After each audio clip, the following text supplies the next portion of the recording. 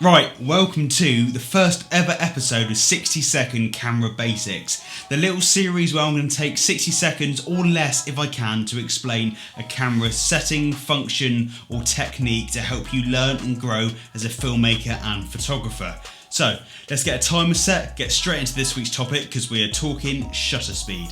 In front of your camera's image sensor is a shutter that opens to expose that sensor to light or the picture that you're taking. Shutter speed is simply the amount of time that shutter is open, exposing that sensor to light. And that could be anything from thousandths of a second or full seconds or even minutes. The longer it's open, the more light it's letting in. When you have a dark scene, you need a nice long shutter speed to let enough light in to expose your image. And vice versa, when you have a really bright scene, you need a really fast shutter speed to cut out unnecessary light to prevent your image from being overexposed. Don't forget, when that shutter is open, the sensor is also capturing movement, whether that's movement of your subject or movement of the camera itself, even if it's tiny little micro shapes from where you're holding it in your hand. If you're going to be shooting handheld or you want to freeze motion, you'll need a really high shutter speed to ensure that you have a nice, sharp, crisp image.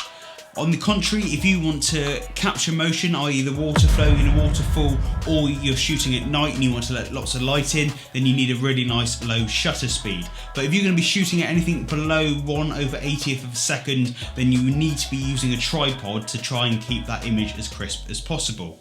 Whew. Was that 60 seconds? No, I've got no idea. If it wasn't, then I am sorry. The more of these I do, I'll try and refine that timing, get it bang on 60 seconds to give you as much value as quickly as I can. If you did like this video, then why not hit that like button down below, because that really is appreciated. And whilst you're down there, smack that subscribe button, turn on notifications so you don't miss anything. And until then, I will see you in the next one.